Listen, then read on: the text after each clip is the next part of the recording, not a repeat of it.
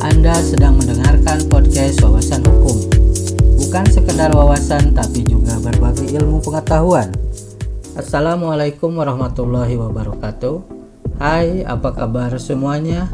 Semoga Anda semua dalam keadaan sehat dan sukses selalu. Podcast Wawasan Hukum kembali hadir untuk menemani aktivitas Anda semua. Pada podcast episode ke-6 ini, kami akan berbagi wawasan mengenai perbuatan hukum. Seperti biasa, sebelum kami lanjutkan, jangan lupa untuk like, share, dan subscribe-nya ya. Apakah yang dimaksud dengan perbuatan hukum? Perbuatan hukum adalah setiap perbuatan subjek hukum, baik manusia atau badan hukum, yang akibat dari perbuatannya diatur oleh hukum. Karena akibat itu bisa dianggap sebagai kehendak dari yang melakukan perbuatan.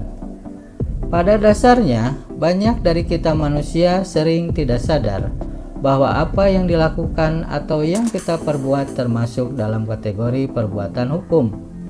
Tidak jarang dalam praktik sehari-hari kita tidak menyadari hal tersebut. Salah satu contoh perbuatan hukum yang sering terjadi dalam kehidupan di masyarakat dan sering juga tidak kita sadari yaitu membeli sesuatu barang di sebuah toko, membeli makanan di warung, atau setiap kegiatan jual beli lainnya. Misalnya membeli kendaraan, membeli rumah, membeli tanah, atau juga membeli makanan melalui aplikasi online. Semuanya adalah merupakan perbuatan hukum.